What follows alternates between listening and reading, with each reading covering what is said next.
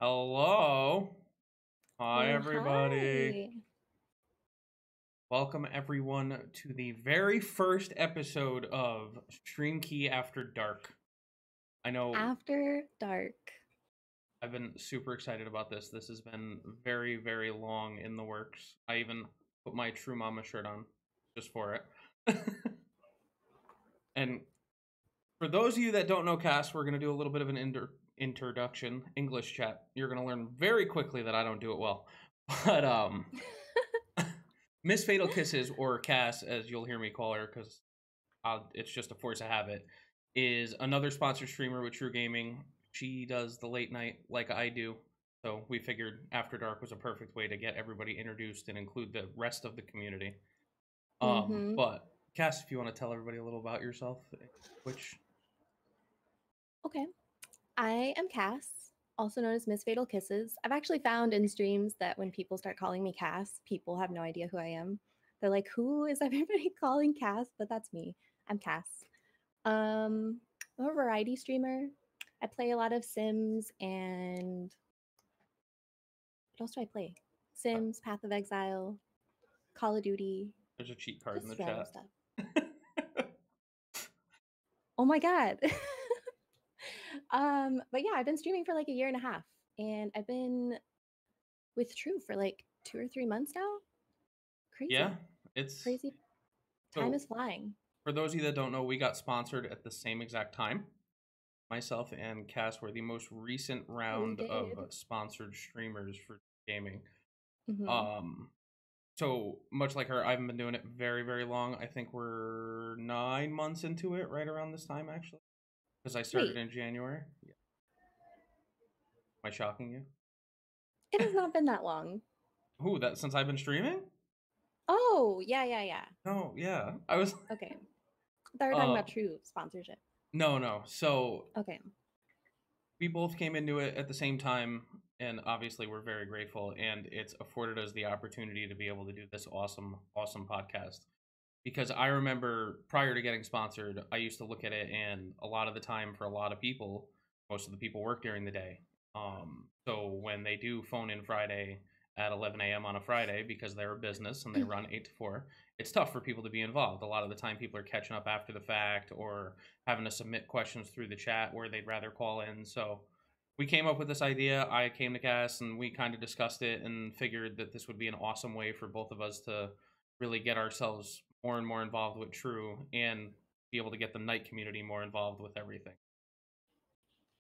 So we're excited. But Yeah, this is gonna run for pretty sure. much the same way Phone in Fridays does. So we will start off with a topic. I know we're doing introductions right now, but on a regular basis, we will start off with a topic, and then we will open up the floor to either people that want to call in or questions in the chat, or we'll segue into other topics. There will be guests going forward, just like they do on Fridays. Sometimes it'll just be me and Cass. Sometimes it'll be me, Cass, and a guest. Sometimes one of us won't.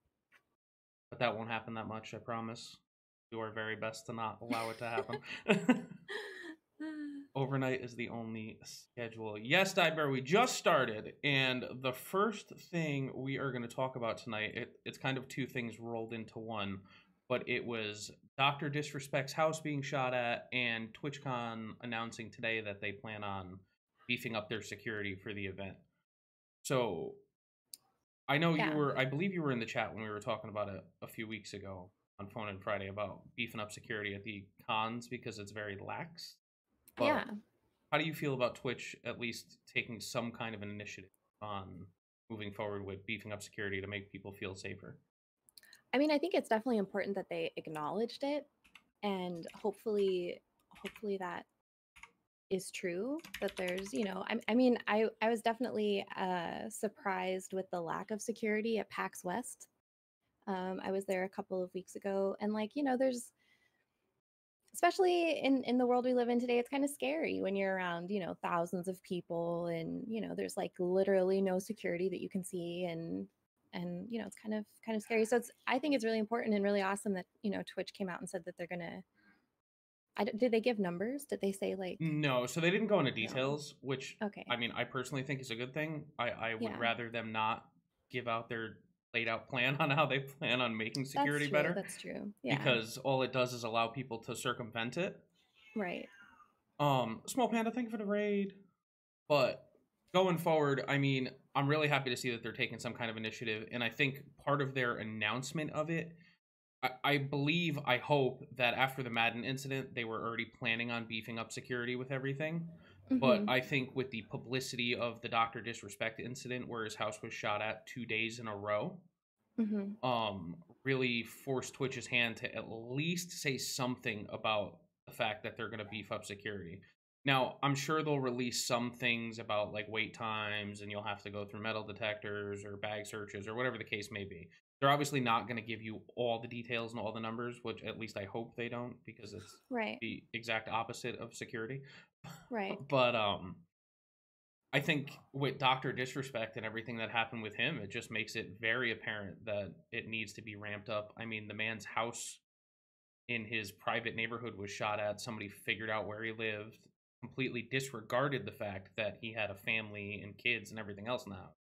And, you know, took a pop shot, whether it be a BB gun or a real gun, it doesn't matter. It's the fact that you should be able to feel safe in your own home.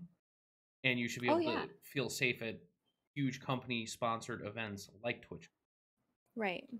Did you go to TwitchCon last year? I did not. Yeah, so I mean, it'll be interesting to hear from people if it's noticeable, you know. I know when we were talking about it the other day, Vel said that security was very, very lax at the last TwitchCon. He said they barely checked his backpack. They kind of like moved stuff around and then just kind of went about their business. Yeah. And I see it all over Twitter. People are like, oh, I went in there accidentally with knives. I mean, you always have that one genius that's got to say something foolish. But it's a true fact. It's probably not hard to get through a lot of these event securities. You know, coming from my background and what I do, we see it a lot. And even professionals miss stuff. But a lot of the time, these are contracted, you know, event security companies who have very minimal training, and they don't make a lot of money and have really no reason to actually care about the event. Yeah. So yeah, it'll definitely be interesting. I know the Dr. Disrespecting everybody. I keep seeing everybody say he should move. I mean, it was scary. I don't know if you went and watched the VOD, but like as soon as I saw it on Twitter, I went immediately to watch the video, and I was hoping that Twitch wouldn't have taken it down, and they didn't at the time I watched it anyways. And like that's terrifying. And I have to say, like, those kind of things are, I mean, I know this isn't really on the same topic, but even like swatting streamers, you know, these are conversations that, you know, my fiance and I have had where, you know, like, how are you prepared for someone who maybe finds your personal information, and then like, even as harmless as somebody might think a BB gun is, you know, like, how do you prepare yourself for that and that kind of situation, you know? Yeah, no, I completely agree. Super scary. Yeah. Gamer Dad with the raid. Thank you so very much for bringing everybody over. I hope you had a good stream. But yeah, I mean, it's crazy to think the way this stuff goes, but you have to be careful. And like you said, with the swatting is a great example of it. You know, it's something you have to have a plan in place for. Sadly, when you do this, especially if you have a family, and if you have people and family members that don't stream, you know, you need to make them aware that, listen, it's very rare, but it could happen that, you know, the police will show up at the door and come through the door, and you have to act appropriately. Yeah. You know, it's horrible, and I wish it wasn't the case, but at the end of the day, that's kind of the world we live in. Speaking of the police. Yeah, I'm sorry. So for those of you that don't know and have never seen Cass's stream, she actually she has emotes for this. Yeah, I live in the middle of downtown Seattle, so like the cops and the sirens are just a part of my daily life. Unfortunately, we can't do anything about it, but it's all good. It happens. It's life. Again, another great thing is how to deal with random real life events that you can't completely control. Yeah, pretty much. But yeah, I mean, on the Dr. Disrespect thing, I don't think he should have to move. I don't think anybody should have to move. I think that he needs to take further steps now to really, really prepare, you know, not only his family, but his well-being in his home, whether that be improve security systems and cameras and stuff like that, making the police department more aware, which from everything I read, he filed police reports with his local police department in the area of California he's from. So, Right. I mean, he's definitely taking the right steps. I am, so. Yeah, for sure. I don't know. Has he streamed again? Did he stream Yeah, today he since went then? live today. He went live this morning. He said that he wasn't going to allow it to hurt his you know, his stream Right. and stuff like. He wasn't going to allow it to scare him out of streaming, essentially. Well, because that might be what these people want, right? Like they might get the satisfaction in knowing that, like, oh, hey, he's not streaming now because he's scared or whatever. You know, you never know really what their motive is behind this kind of thing, but yeah. To answer you, Gamer Dad, I don't know if all of his info is publicly out there. I didn't really look it up. I'm sure it's, you know, unfortunately, guys like him, I'm sure they're running through VPNs and heavy security and everything like that. But at the end of the day, if you have somebody who has absolutely nothing better to do and has the time and the knowledge and the skill to do it, they can find it. Yeah. You know, it's unfortunate, but that is the world we live in. Yeah. But yeah, I mean, the doctor thing is it's just another example of why people need to be more careful and more conscious when they do this. You know, Miss Hoboslayer is on this morning and she was mentioning about how she doesn't allow public information, you know, or her information to be out because she you know, she doesn't want people to know obviously where she lives or her name and stuff like that, and she advises people who guests come onto her stream, whether it be, you know, somebody who's streaming with her or somebody in real life that happens to be on their stream, that we don't give out personal information, no last Yeah. names, you know, that kind of stuff. And it seems Yeah. redundant to have to say that, but, you know, slip ups happen. Oh yeah. I mean, So, it's really smart to play it safe like that. But I mean, you know, even somebody who's a viewer or a fan of yours for, I don't know, a year or longer can start to piece together things about your life that maybe you didn't necessarily think you were putting out there. mhm. But you know, just I don't know. Yeah, definitely being aware of everything that you share online. You just Yeah. gotta be smart It, with it, you especially have to be now. so smart. Yeah. And, you know, it's interesting from my perspective compared to yours, I feel like sometimes too, because I feel like females tend to get the. I haven't been stalked personally yet, but I know a Hmm. lot of female streamers that I've talked to that have, Yeah. at on different degrees and levels. So it's I feel for you in that sense. I feel like the creep population on Twitch ends up being a little more on the female streamer side, Yeah, for unfortunately. sure. Yeah. Yeah, I would agree with that. Susie has a good point. She says, What if you are unable to keep your identity completely private because of legal obligations to your work, etc.?" Ooh. I mean, your your work and Twitch intermingling, I feel like unless it's a very specific case, it shouldn't really be something that affects everything. Hmm. But again, it all depends on what you're referring to. Like my work, I have several social media policies at work, so I have to be careful what I divulge about my personal job. But Hmm. it's not in reverse so much. My personal information doesn't really registered as an owner of something in particular. Oh, my best advice from what I understand and from people I've talked to is that opening an LLC under a PO box with a Google Voice number or something like that. This way, if you have to list your information, it lists your LLC information, not your personal. Oh, that's a good idea, actually. So again, it's a little more money, but if you're involved in a sense of owning a company and everything like that, then it's definitely will make a big difference in comparison to, you know, just the regular person who tries to run their Twitch as a business. Once you hit a certain level, like a guy like Dr. Disrespect or, you know, Ninja, those kind of people, I have no doubt in my mind that they have some kind of a limited liability company or, you know, something to protect them. But who Yeah. knows? We can swap off this topic if anybody has any questions. And if anybody wants to call in, please. I don't mean to type in your ears, but I wanted to make sure that was in the chat.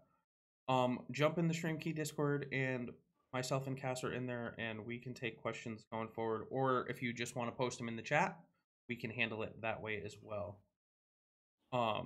But yeah, I mean, Susie, the best thing I could think of is trying to run an LLC, or at least look into it, or maybe even a DB, which is like the smaller version of an LLC. I'm not a business expert, so I don't remember. But there's like a little yeah, there you go, like a sole proprietor thing that you can do, and it separates your business stuff from your regular stuff. But I didn't know you could do that. Actually, it's a really good idea. Yeah, it costs a certain amount of money, and it varies state to state.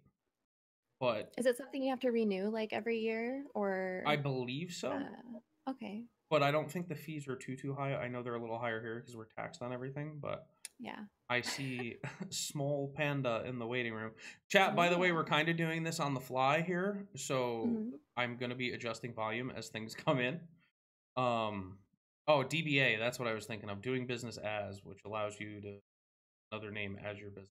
Okay. DBA. Thank you. MPI, if you wouldn't mind, I'm going to drag Small and do it now on the fly, but if you wouldn't mind doing it going forward, I would appreciate it. Small Panda. Hello. Hi. How are you? I'm good. How are you? I'm doing well.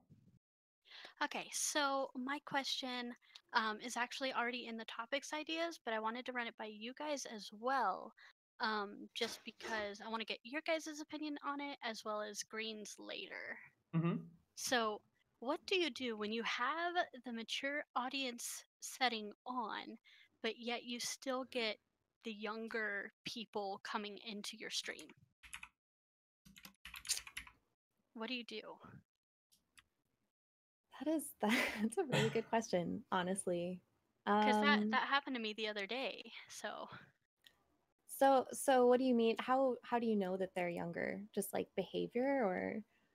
It wasn't just the way that they were typing, because it kind of like it looked weird to me, but also later on they said, "Oh, I'm 13," and I didn't realize that they had said that until later. I was like, "Oh, okay." Cass, what are your thoughts on it? Honestly, I don't know what I would do. I don't think I've been in that situation unless my mods have handled it and I haven't noticed, but I don't know if I would ask them to leave, or, like, they obviously saw the mature warning before they joined the stream. So, I mean, isn't that kind of on them then? Yeah, so I mean, me personally, I would treat it just like how Discord does a not safe for work Discord channel, or as, any adult website, anything that has to be over 18 or is marked as mature, you have to agree and consent to the fact that you are quote unquote of age to be involved in the content or whatever you're viewing. So it kind of removes the liability on you. Now, if they start to post their age in the chat, it becomes a little bit more of your responsibility to kind of remove the viewer and then make it a point to state that we don't talk about age here. This is a mature stream, and you just kind of push forward from that. Nobody has any doubt that there's somebody who's 13 and under or whatever clicking on a mature stream and watching. Right. But you're not in control of that until they turn around and tell you that they're 13 years old. And then at that point, I believe you become partially responsible. I think it's a moral thing. I'm sure there is something in TOS about it. But myself personally, and I've watched my mods do it, like I've had people come in, whether they were trolling or actually kids, and turn around and say, "Oh, I'm 11 years old." Like, that's going to buy you a ban, because you put me in a position where now I'm on the verge of violating TOS if I don't address it. And at the end of the day, you're responsible for your community. So, I mean, if I ban them from the chat, it doesn't keep them from watching the stream by any means, but at least I've made some kind of an effort so that if somebody in the chat turns around and reports me to Twitch for allowing underage viewers to view my stream and knowingly, willingly doing it, then that's a lot of the problem. But again, it's to each his own on that aspect. I just personally think you should cover yourself in the TOS part if they mention their age. Otherwise, it's on the viewer. Okay, cool. Yeah, because after they did that, because another viewer and I, we were like, we should, ask them to leave, and if they don't, and they continue to be they were kind of rude. So ultimately, we banned them. And Hmm. then later, he whispered me. He tried to friend me first, Oh and then God. yeah, and then he whispered me, and he's like, uh, let me see if I still have it. I want to tell you exactly. I don't have it anymore, but it said, if you don't unband me from chat, I will hack you. Yeah, I mean, at that point, I would screenshot it and then block them. And the only reason I say that is you don't ever want to be in a position where you are in any kind of a situation where they can turn around and say something outlandish, whether it be true or not. And now it's your word against a 14-year-old kid. Yeah. And Right. the adult never looks good in that situation. Even if it's obviously the complete farthest thing from the truth, it's just perception is a big thing in that kind of situation. All right. But Well, I I mean, appreciate your guys' opinion on this. yeah, That was really absolutely. helpful for me too, actually. I can't say I've been in that situation, so But thank yeah. you, Small. I appreciate your question. You're welcome. Thank you guys. I heart you. Part you Part too. two. All right. And we have Gamer Dad hanging out in the on deck. Ooh. So let's pull in Gamer Dad and see what's up. Hi, Gamer Dad. Oh, Hi. Oh, hi. see, I already have your audio set, so that makes it. Yeah, we've talked before, Snoop. No, never. Never. So, I what hate is this guy. your question, sir? So I wanted to, I guess with the late night chats, I wanted to ask something a little real. Mm-hmm. So I know sometimes streamers have very real events going on in their daily lives, either sad things or stressful things or depressing things, whatever. So, when a streamer is going through some sort of tragedy in their real life or rough times, whatever, um, I wanted to kind of get your opinions from both of you about their sense of obligation to return to streaming, not for their viewers, but for themselves to bring back a level of normalcy to their life to kind of help with some kind of continuity, right? So, like an ill family member or death in the family. I'm not talking like the next day, but Mm-hmm. like do you look at, I mean, Snoop, you like live on Twitch. I Yeah. mean, and so do you feel like it brings some sense of normal back to your life to Okay. stream again? I get what you're saying there. Cash, you have thoughts on this? I do, yeah, for sure. Like I guess obviously you need time to yourself to kind of go through things on your own and kind of process them. But for me, my viewers are also my really good friends. They're some of my best friends. So I think going back to streaming is kind of like the same as like, just going out for like coffee with a good friend just to like meet up with somebody and kind of like, I don't know, maybe let things off of your chest or, like you said, just bring some bring your life back to like reality and make things normal again. For me, that's kind of how it is, just because like my viewers are my really good friends. So it's just like being around them makes me happy. It might take my mind off of things. And I don't know. That's how it is for me, for sure. Yeah, I mean, I'm kind of in the same boat. I understand where you're coming from. So if it's something that can truly, obviously alter your life for the long run, then I think you need to take time to deal with it and process it. And it's funny. It makes me think of Dr. Lupo. So for those of you that don't know, he recently lost his father a few months ago, and it was very, very sudden. It wasn't expected. He had a heart attack, and he unfortunately passed. And Lupo streamed later that day, and how his reasoning for it was just his outlet to be able to, like you said, have some sense of normalcy and be surrounded by people, and what he did to avoid the, because unfortunately when you're that big, it draws out people that are toxic and terrible no matter what. So he put his chat in emote only, and he turned all of his alerts off and his camera off. and Oh. he streamed, and I'm not one to get emotional, but it was kind of tough to watch because he was streaming and he was just telling stories about his dad and about how his dad thought Twitch was crazy and he couldn't get over how successful he was and those kind of things. But you could tell it kind of like at certain moments he would get choked up, but then he would laugh and he would feel better about it, or at least seemed like he did. And it at least seemed kind of therapeutic, but I think it's going to be a case by case basis, on how you deal with things. And like Hassa, you treat some people treat their communities as almost a second family, an outlet to be able to vent or relax or blow off steam. I know I come home from work, and even if I had a horrid night at work, it tends to make my day better when I get to go live and hang out with everybody in the community. So it's, again, we're talking different levels of things going on, but it's just, it's like being around your real life friends. You're going to surround yourself with people that are positive, that make you feel better, that make you happy. So if streaming is that for you, I think a comeback sooner rather than later might actually be therapeutic and helpful. Where certain people, you gotta take a step back depending on the kind of community you have. Like I love my community, but a lot of the time we joke and we, razz each other and whatever. But I know if something was actually serious, that everybody would kind of tone that back and draw it in and, just be supportive and everything like that. But again, you have a lot of it goes into knowing your community on top of knowing yourself. Fair enough. Yeah, I mean, and I appreciate that. That's I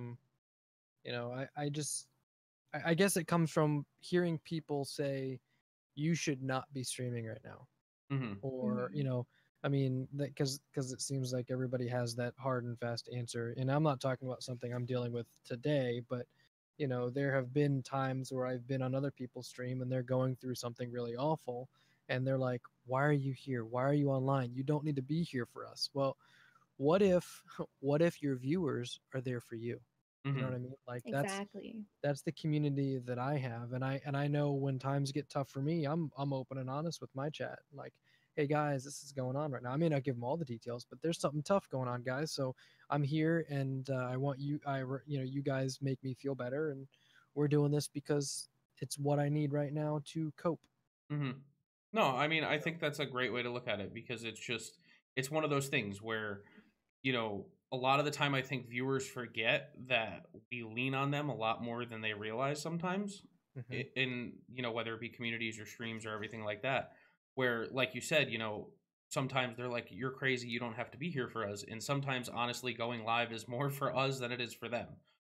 So I definitely think it's a good way to look at it, and it's a great outlet, and it's a great way to deal with things if it's what helps you deal with it. I don't think there's any cookie cutter answer for it by any means, but I think there is a point where if you feel this is something you need to return to, then don't worry about, if you think that you're ready to return, then give it a shot. Worst case scenario, if you explain the situation ahead of time, or obviously somebody gives at least a little bit to their community, whether it be through social media or Discord or live on stream for a few minutes, whatever it is, and they'll know ahead of time that there's something up, and you go live for 20 minutes and you can't handle it, and you're like, look guys, I just can't do it, I gotta go. I'm pretty positive your community would be fine with it.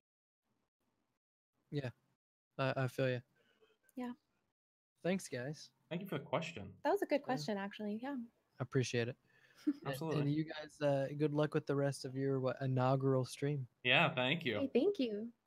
Later, guys. Bye. Bye. Yeah, that was an awesome topic, though. I Yeah, definitely for think sure. it's something people don't really think about. And the Lupo thing, I always forget to bring that up, and that really made me think of it. But that was a really crazy stream to watch, like, as a viewer. Yeah. Just to sit back and watch somebody, I mean, that was very raw and very, it was not entertainment or anything like that. It was just him being able to sit down and talk. It sounds like it was something that he needed. Yeah. You Absolutely. For sure. Yeah, that's awesome. It's really touching too. Oh, thanks, True, for commenting on our shirts. And good night, MPI. But we have Firemaker on deck. I'm going to pull Firemaker in. Hi, Firemaker. Hey, Snoop. What's going on, man? How are you? Doing good. How's everyone doing tonight? Good. Great. So, my question is, I've been trying to get back into streaming lately, and one of my main issues has been scheduling conflicts. and it's mainly because of my kids, when I have them, when I don't have them, when they have activities.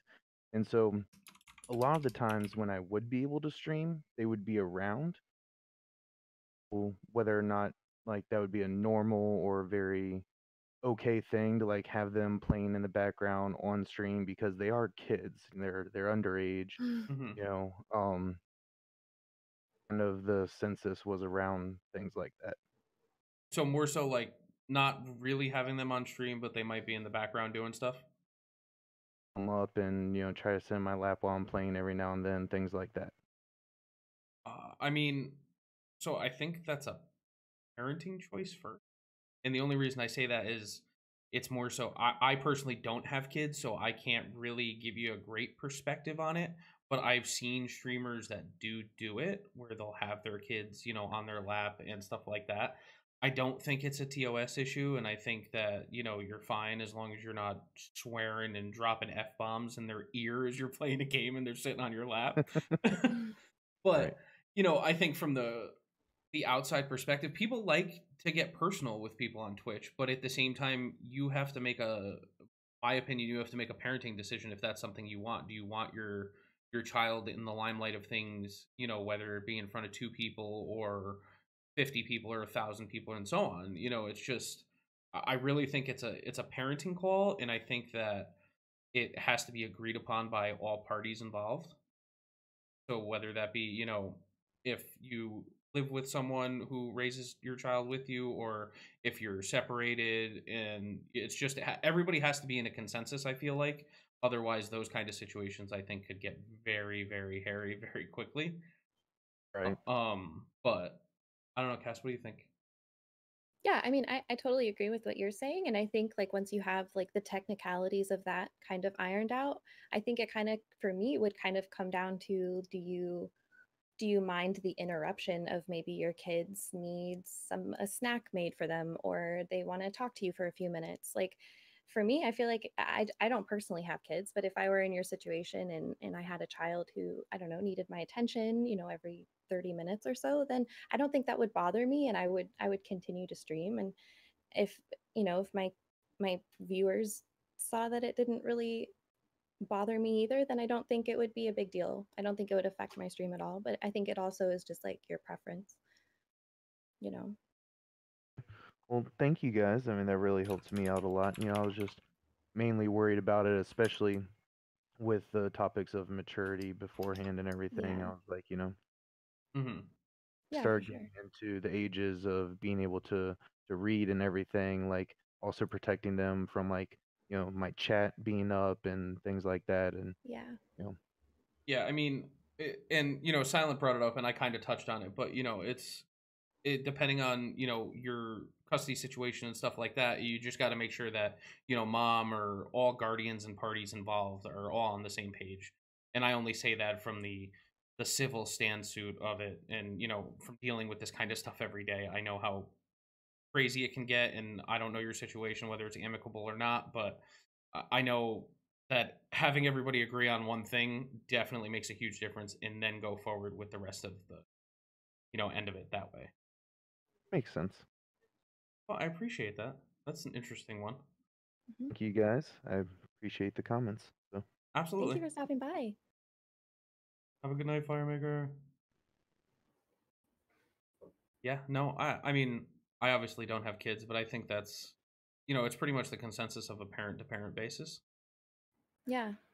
And I think Gamer Dad, who's the dad, makes a good point. He says it really comes down to you first and then your community.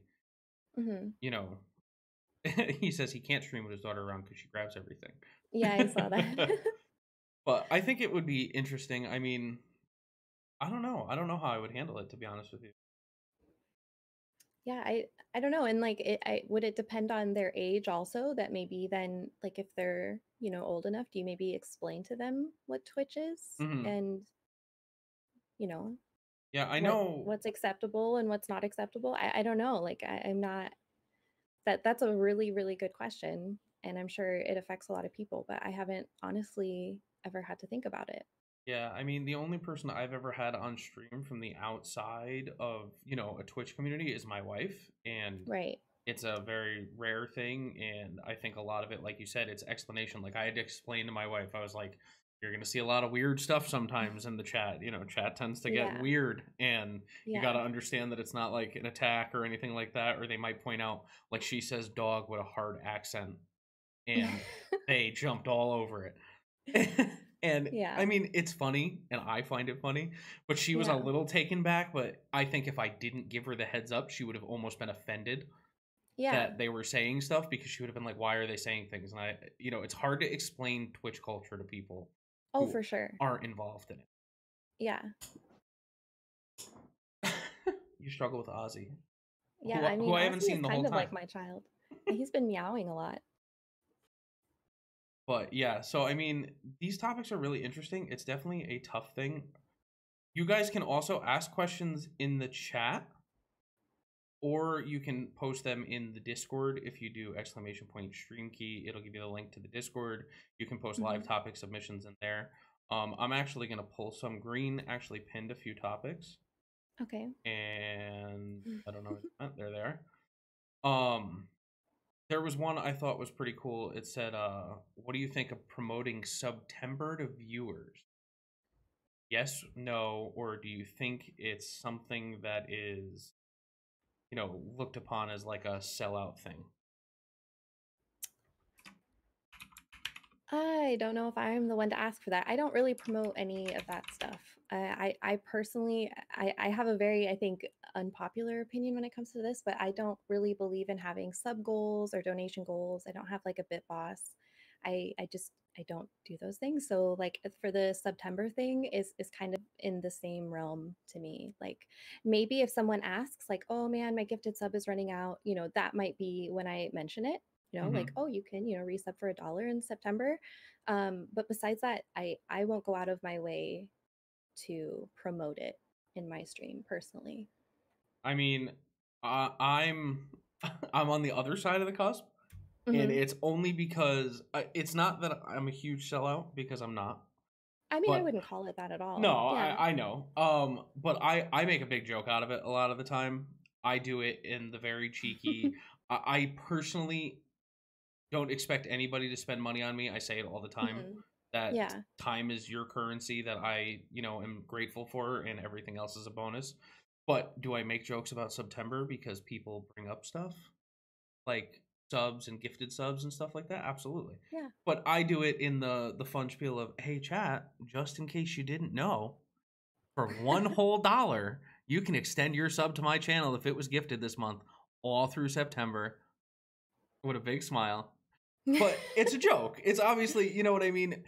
Right. But I think it's awesome for people that have been gifted subs, that have been looking to sub, that only have to spend $1 now going forward. Now, outside of that, I've twerked on stream for sums of money, but again, that was during a 24-hour stream, and I blame everybody for that. And the price goes up every time, chat. But no, seriously, I'm very casual with that kind of stuff. I don't really care about it. Like you said, I don't have a bit boss. I don't have sub goals or anything like that. I leave the sub count on my screen only because people ask. People used to consistently ask me what my sub number was. What number are you at? What number are you at? Yeah. So I just throw the number. I don't have a goal next to it anymore. I used to when I first started, but now it's just the number. Yeah. Work for us. That is not happening on the After Dark. I was giving explicit instructions on how I had to keep myself mildly behaved here. Oh, Snoop. Oh man. But yeah, I don't see a problem with anybody promoting it. It's just like me personally, I don't know. I'm not in it for the subs, so that's never really what's on my mind, you know. But it probably is, I don't know, maybe like making an automated command that, runs in your chat every 20 minutes or so. I don't know. That's like a reminder that you can renew your sub. Because like I would personally never remember to talk about it.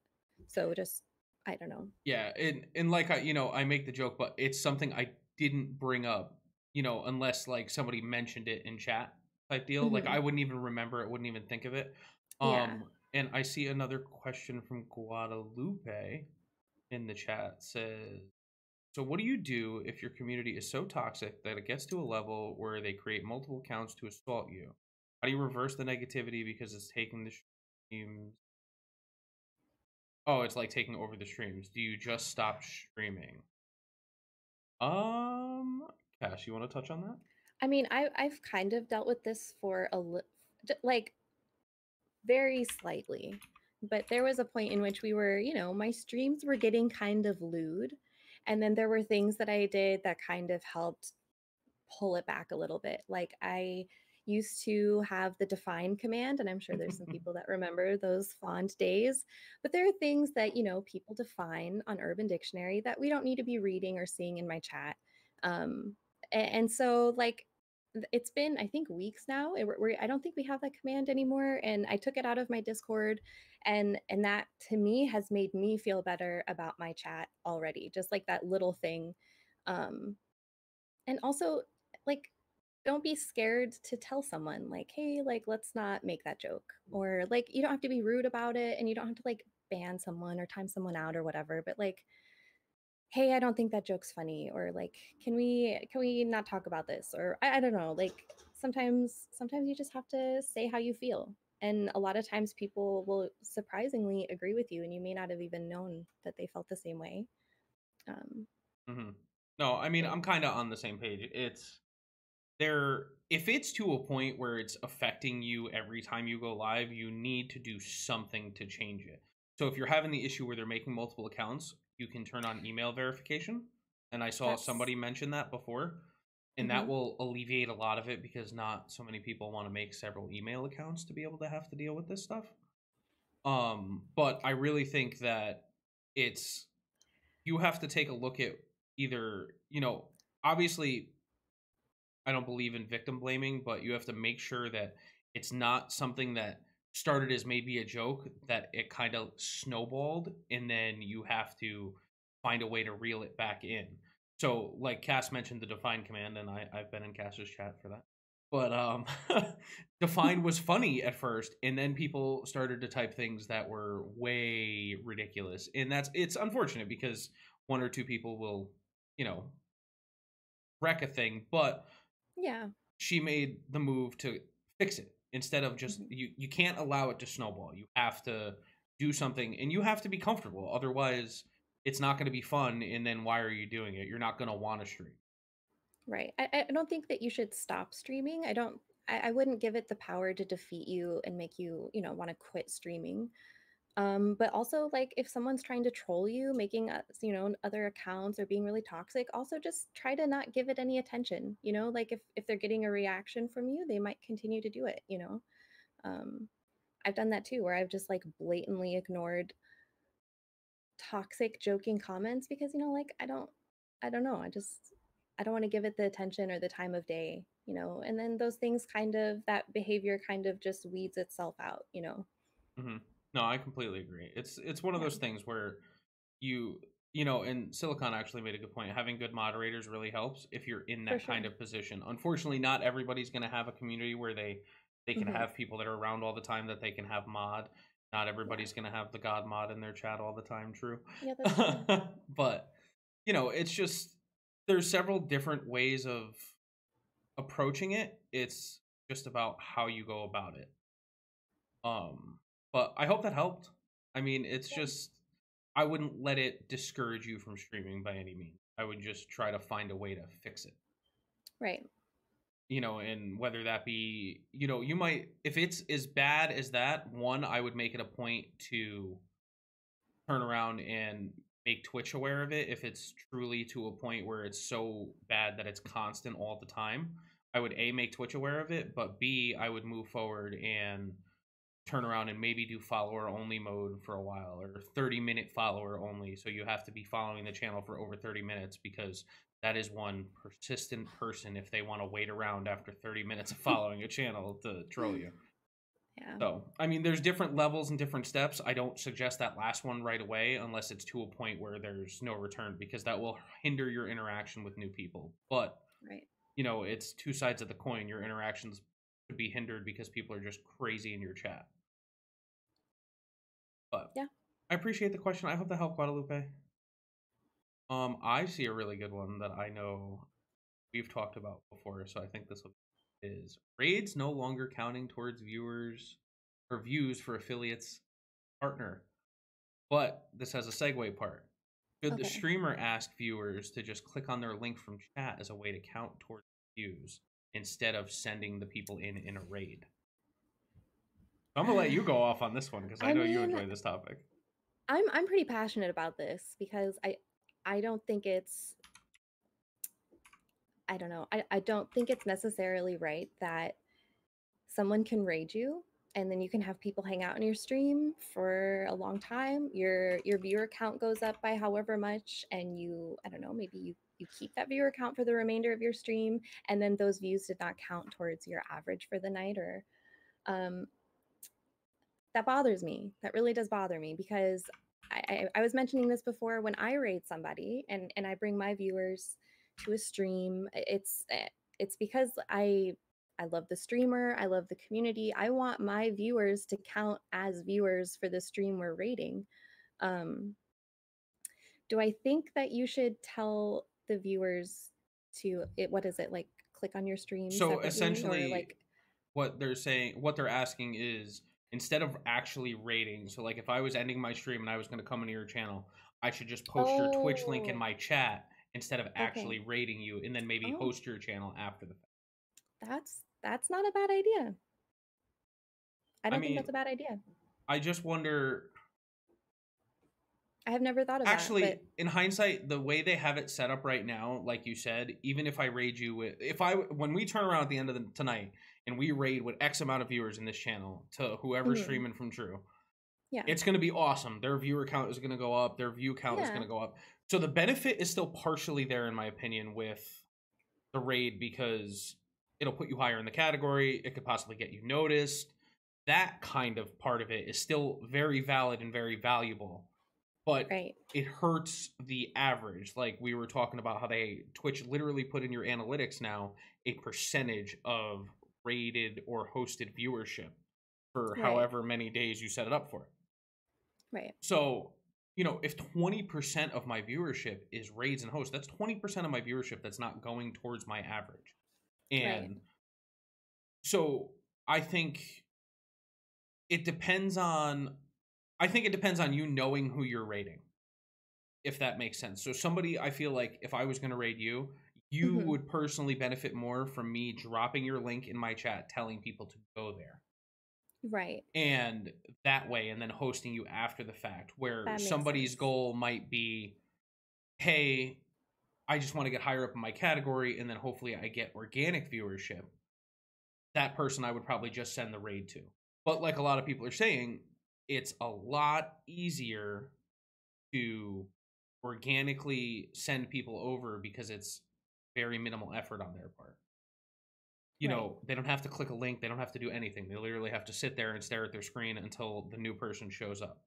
Like how many times have we all done it where I'll be watching somebody in the background, I'll go do something, and then I come back and I'm like, oh, I'm here now. It happens to me all the time. Yeah. You're like, oh, 5 minutes ago we were here, now we're here. But yeah, Gamer Dad makes a good point. When you get rated, everybody coming over gets the source, and it says equals raid at the end, which you notice, like if you leave a stream up and you'll see it the next day, at the end of the Twitch link, it'll say, so it would be like MissFatalKisses and then the equal sign and then raid. Right. So I wonder, I was told if you remove the URL after the raid, they count. So I think maybe you could tell them to delete that portion of the thing, of the URL to maybe count towards an organic. Yeah, no, I get that. But like for me, then what's the difference between hosting someone and rating them then? Like, well, I mean, like, I know the difference. No, but I get your point. Like, I don't know. It's the principle of it. Like, I don't understand why Twitch honestly did this. Like, obviously, I think when you still go to submit your partner application, they can still probably look like, well, okay, you on your own have 30 viewers, and then every night at 10 o'clock, someone hosts you for 200 viewers, or, raids you for 200 viewers, and then, you've met the requirements to be partner. But we want to see, they can still push back and say, no, we're still going to deny this. But I don't think that those, I don't see, well, I guess, I don't know how I feel about it, because I don't think they're making a distinguished difference between hosting and raiding. And there's so many benefits to hosts and to raids, and I love raiding people, but I would love to see that benefit added into rating someone. Yeah, no, I fully agree. Because half the time people are there and they're engaging, you know, you're doing Mhm. like your little raid command and you're saying hi to the new streamer, and all of that is an engagement, you know, like Yeah, which I wish it would count more so right. than or just. I think if you get organic engage, I think that it should be like a timed algorithm. If somebody, so if I raid you, let's say, and 10 people from my chat start to talk in your chat, Yeah. and this goes on for longer that so they've been in your channel for more than 5 minutes and they're interacting, it should at that point count as a view. Right. Because otherwise, it's just ridiculous to me that you mean to tell me that just because I sent someone over, now they enjoy your content, they follow your channel, and they might come back, they might not, who knows? But the point is, it's organic interaction at that point. Because how many times do people get rated and like you look at it and you're like, you know, it's not my cup of tea or whatever. So you don't really interact. You say hi or you do the raid command and then you just kind of move on. Right. So Because like the counter argument is that like, okay, so raids don't count, but let's say you raid somebody and you're a great streamer or they're a great streamer, and now some of your viewers will follow them and check out their streams when they're live, and then they will start to gain that viewer going forward after the raid, you know. But I still don't think that that initial interaction should just not count. yeah, well, and that was Twitch's argument, like you just said. Oh, well, Right. if they're gonna come back, they're gonna come back, and it's like, And I get that. I totally get that, but I don't think that's a valid enough reason to make raids not count as viewers. yeah, I don't know. no, I think it's kind of devalued a lot, in Yeah. my opinion. But and it also like True makes the joke. He says hating on his lurkers, Twitch, but it does. It punishes people who don't really interact in chat. Like, I'm not a huge person when it comes to interaction in chat. I'm a horrible lurker, and I say it all the time. I go into channels, I say hi, and then I lurk because I'm doing 5 other things, and I'm watching, I'm peeking, or I'm listening. So it's tough on people Yeah. who don't instantly want to go out and type in the chat and interact. But Gamer Dad is waiting because he had some. Yeah. Hi, Gamer Dad. Hi. So you had input on the raids. So the reason that I've understood that Twitch has effectively removed the initial raid from your achievement numbers, right? They still count as a view. If you catch a big raid, you know, like 100, 200 people, and you spike hard on your viewership, Twitch will count those average views. It'll still calculate as normal people. What they're doing is factoring it out for the partnership achievement numbers. That viewership gets reduced because imagine little old me gets to be really big friends with some 500 average viewership partner, and they decide that I am partner worthy. I'm averaging 20 people, but I am partner worthy because I've got the right stuff. So they start rating me on a regular basis, and I'm averaging from 20, now 200, now 300, and whatever, and I'm passing these numbers for Twitch viewership. So it's very easy for me to ride that kind of coattail and become a partner on simple metrics that are so above and beyond that you can't avoid it. I've seen that happen quite a few times within the Twitch creative space. Right, wrong, or indifferent, that is solid networking to me. If you find a partner that you can get to be good friends with, and I'm not talking about, you know, throw me a bone here and begging them, you're good friends with this person and they see something in you. Twitch is removing the ability for the partner to decide, and it has to be more organic. And they do also give you back. Your idea is if they are staying here long enough, they do eventually convert over to count as a view. Do they count as a view? So I know they count as a view in my like my stream summary. Let's just use it for obviously I know, you know, my average viewership will be X, where on my analytics part of it, it's Y. So how long, you know what I mean, before that person converts over towards my viewership towards path to partner over my streaming, you know, my stream summary? I don't know how long it takes on the initial stream. I don't know if it's after they start talking for a certain amount of time. It's definitely not after the follow. There has to be something, and I don't think Twitch has ever disclosed that information to us. But their logic is if you're going to get a 200-person raid, you have the ability, if you're partner worthy or if you are a strong streamer, you have the ability to retain that. You have the ability to retain some of these people and they will come back. Now, I do know that if I raid you and some of the people, you're 3 hours behind me, right? Or whatever far behind me that Mhm. our stream times just don't coincide. I will catch you as you start and I finish. Some of my viewers are the same way. So you won't retain Yeah. any of that, right? So that's also working against you. They're trying to make it so you have to stand out on your own to get partnership as opposed to riding coattails. They went too far in the opposite direction, in my opinion, but that's what Yeah. they're trying to fix. I think it was just I think it was an extreme way of handling it. It's a knee-jerk reaction. Yeah. And I get that argument part of it because I've seen it. You know what I mean? You see people who, you know, they have a friend that's a partner, like you said, or whatever, who host them every single night until they hit partner. And then they stop rating them and stop hosting them, and now they're partnered with an average of 10. And Yep. now Twitch is going, well, we partnered this guy because of revenue and whatever the case may be. Because at the end of the day, when Twitch looks for partnered streamers, yes, they're looking for quality content and good production, but Twitch is a business.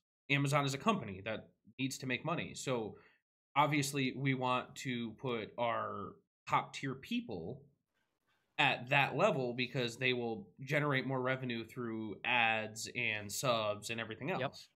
So I'm going to leave you with an idea, and then I'm going to do the annoying radio caller thing. I'm going to leave you with this comment, and then I'm going to hang up and listen, right? Uh-huh.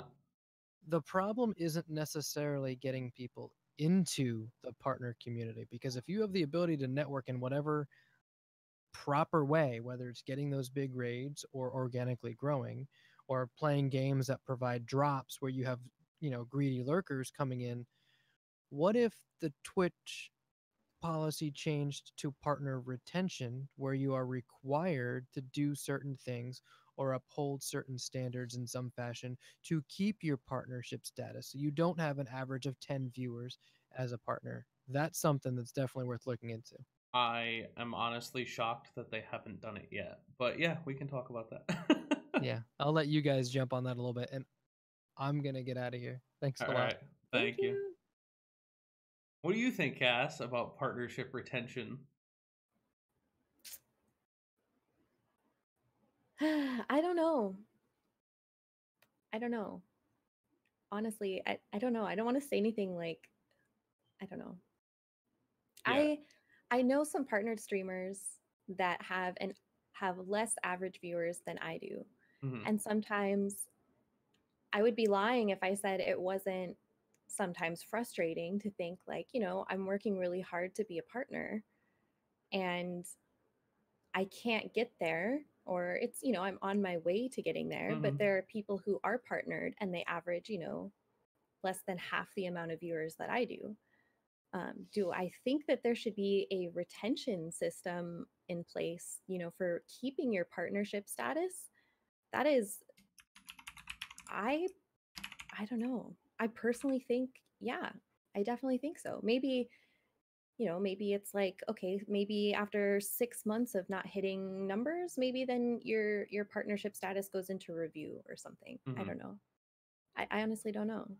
I don't think there can be a blanket statement for it, personally, just because I don't know. It's tough because now you look at they partner people on pro teams. So somebody like, let's not use Fortnite people, for example, because majority of them fail viewership just because. But like, let's say Rocket League. I know a few partnered streamers that are professional esport Rocket League players who are on a team that is partnered. So in turn, you get partnered because that's how Twitch does it for whatever reason. These people hold 5 or 6 viewers, have 1,000 followers. You know what I mean? It's just, how do you turn around and review that partner in comparison to somebody who got partner, maybe blew up on a game and the game died, and so did their viewership? Is that fair then, though, to take that partnership from them? But that's what I mean, is where is the line? How do you make that kind of an analytic? Right. You know, I know several partnered streamers that, were partnered back when they were hitting a couple hundred viewers a day, a Mhm. stream, you know, on games that were really popular that are not popular now. And now, you know, they're playing other games and they're like having really low viewership. Yeah. So like, is it fair? Like, I don't like, if I put myself in that situation, I probably wouldn't feel that great that like, okay, I decided to play a different game and now my viewership dropped off. It would be a really sucky feeling to have Twitch then say, okay, well now we're reviewing your partnership status. Mhm. You know, like, I don't know. It's definitely, I don't know. I can see both ends of the argument, but then again, if you think about it, at the end of the day, Hmm. look at Twitch as a whole. There's 2 Yeah. million people on Twitch. It's probably more than that now, but the last time I looked at numbers, there's 27,000 partners. That's it. You Wow. know, and 27,000 is a big number, but in comparison to the amount of users on Twitch, and Okay. like you see a lot of people talk about affiliate. You know, affiliate's very easy to get. Affiliate's very easy to get. I think people run into that because we all tend to associate with each other as affiliates. You know Hmm. what I mean? We're not really, not that we're not branching out. It's that it's how the community works, as it encapsulates everybody. So all we see is people that are affiliated on Twitch. Everybody's got a sub button, or we know Right. people that are pushing to get a sub button, and we're helping them get a sub button. The whole thing is, at the end of the day, I believe that there's maybe, I think, 200,000 affiliates on Twitch. And in comparison to 2 million users on Twitch, it's still what is that, 10%? Or is Yeah. that 1%? No, it's 10%. 10%. That math's hard. But seriously, I mean, you look at the number, yeah, it's 3 average viewers, it's 50 followers, and it's X different days or whatever the affiliate achievement is. But Right. that's still only 10% of people on the platform that have hit go live make it to even that level, let alone 27,000 people, which is like a little over 1% of users on Twitch, make that level. Do we have a statistic on partnered streamers that, you know, have channels that, you know, lose viewership and, you know, the streamer just decides to stop streaming? Mm-hmm. I Do we mean, have stats on that where like it's more on the streamer's end than it is on Twitch, where the streamer is just like, okay, well, you know, I had a good run mm-hmm. and this is where I'm going to end things or whatever. Yeah, I mean, I don't doubt that there's probably somebody out there that has it. I mean, obviously, I haven't seen those numbers, and these Right. numbers that I'm giving everybody, by the way, so don't attack me. They're probably a couple months old from when I saw them. Okay. But actually, Silent Ghost brings up a good point. So he's like, it's how True does their sponsorship retention.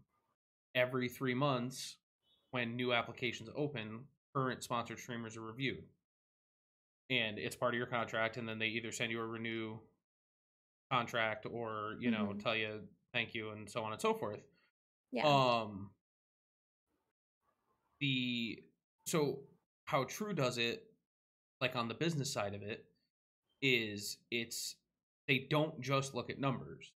Ben and the employees go through the streamers and make sure that people are pushing content, make sure that you haven't devolved and stopped streaming, or Yeah.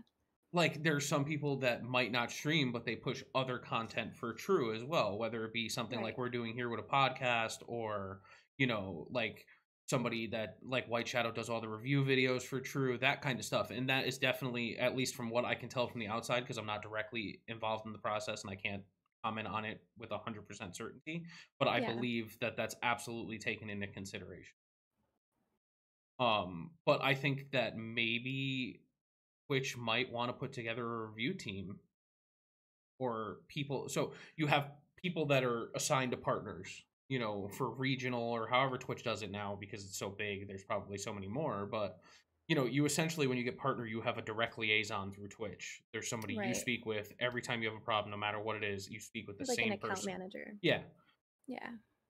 Is it so far out of the realm with how big it's gotten and how many people there are for them to put people together, a group of people to review partner channels that maybe aren't hitting a certain threshold? How many streamers, once they get partnered, are like, wow, I did it and I'm partnered? and then maybe you start slacking off and not taking it as serious as you did when you were pushing for partner, Mm-hmm. you know, and maybe it might, you know, prevent that slacking off mentality. I don't even know if I want to call it that, but like, Yeah. you know, maybe it might entice streamers, you know, partnered streamers to continue to work hard and to push content and to retain their partnership status, you Mhm. know? Because as of right now, you don't really have anything to worry about, right? You get partner and then you're partnered forever. Yeah. No, I agree. So I don't know. Yeah, I mean, I don't know. It's a weird. It's such a. There's so many factors that need to go into it that, you know, obviously are well above my pay grade. But at the end of the day, too, is unless it's a stream that's not on ever, Twitch is making money on it. Yeah. You know, we talk about somebody, like, let's say somebody has an average of 20 as a partner streamer.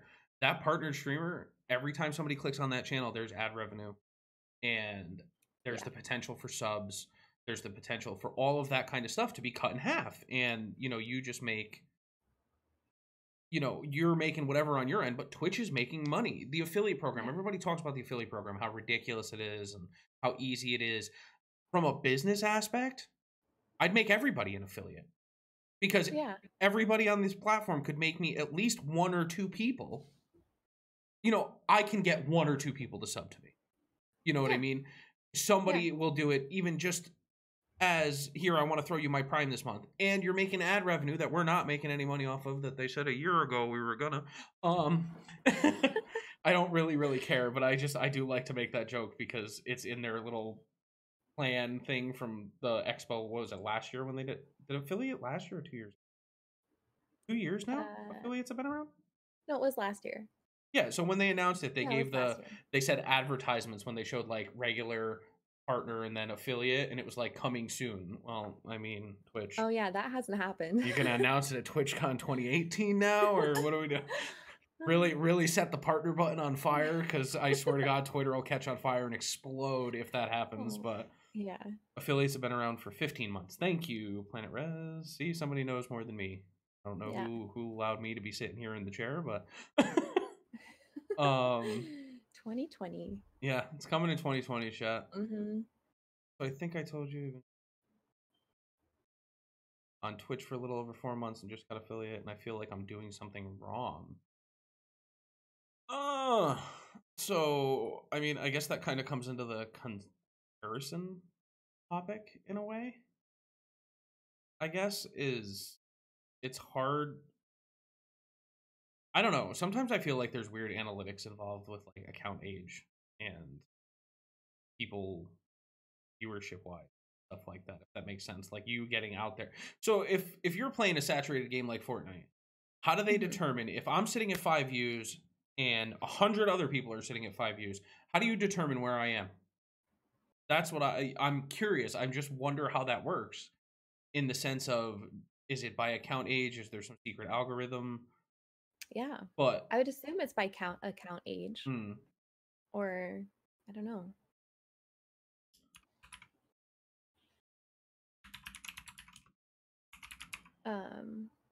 But I mean, to go into your part of it with your brother for a little 4 months and got I missed affiliate. that question. So it's Deadshot wrote it a little bit up in there. So he says, I think I told you that I've been streaming for a few years. My brother's been streaming on Twitch for a little over 4 months and just got affiliate. So, I mean, there's a lot of things that I feel like could fall into that. And, you know, I believe that there's a bunch of factors. Your brother only streaming for 4 months. Is he streaming the same kind of things as you? Is he streaming at the same time as you? Is he on a consistent schedule and you're not? Is he, you know, there's 100 different things in that sense. But at the end of the day, I mean, obviously we're always going to compare ourselves to people in a certain light, but there's a way to do it in a positive light, and there's a way to do it where it defeats you, in my opinion. So obviously I can look at Ninja and go, oh my God, man, I wish I was that successful. Why am I not that successful? And it would be absurd. But do I look at people around my average viewership all the time? Always. Yeah. And I try to see what's working. So if I'm sitting on an average of 25, let's just say for a number, I tend Mm-hmm. to try to go into a stream with 50, either in the Yeah, same kind of category I'm playing or whatever, and just see what for they're sure. doing. Just see if Yeah. maybe it's just, luck of the draw. Maybe they've been doing this longer. Maybe they have a built up community already, or are they doing something that's making them stick out where I'm kind of just sitting here looking at my screen playing Spider-Man on my PlayStation. I don't know. What do you think? I mean, there's nothing wrong with like taking note for I mean, I do that all the time. I go into other streams and I'm like, what is this person doing that I like? What are they doing that I don't like? And kind of put my own spin on things that maybe I do like. Maybe I want to incorporate them into my streams, like, oh, Mhm. this really seems to be working for this streamer, like maybe I can make something like this work for my streams, or like this streamer does something that I absolutely dislike and I don't ever want to do something like that in my streams. I do that all the time.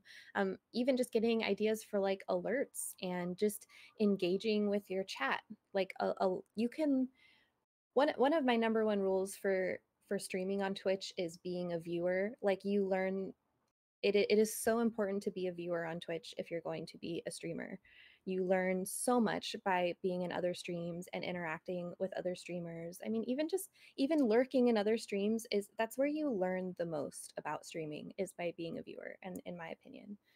So, yeah, I mean, it doesn't mean you're doing anything wrong that someone else got affiliated before you. Like you're not the same as everyone else, right? Everyone's on their own path.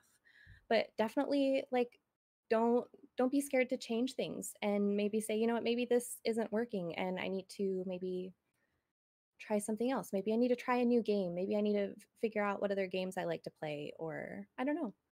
I don't know your situation specifically, but there's nothing wrong in, trying to incorporate different stuff. Yeah, I mean, I kind of completely agree with that. And there I saw your bit of a follow up that he streams with somebody with a steady viewer count. So Mhm. that absolutely could have something to do with it, because you know there's people you'll mesh with and you find it on a regular basis. Like I always like to use Lit. Like me and Lit, we feed off each other really, really well. So for us to co-stream, it's not an effort for us. Like we don't even Right. treat it as co-streaming. We literally are just playing together, and Yeah. it's just a mess most of the time. But it's one of those things where we feed off each other well, and people in my chat will be like, oh, who's that guy? And I'm not one of those people. I'm like, absolutely, go look at his channel. Either we have a Yeah. multi-link set up, or I tell you, go watch Lit, go to his channel, Mhm. this is his thing, whatever. And it's the same thing. People will say something in his chat and he'll be like, oh, go check out Snoop, da da da da da. But I think what you said about being a viewer first is huge.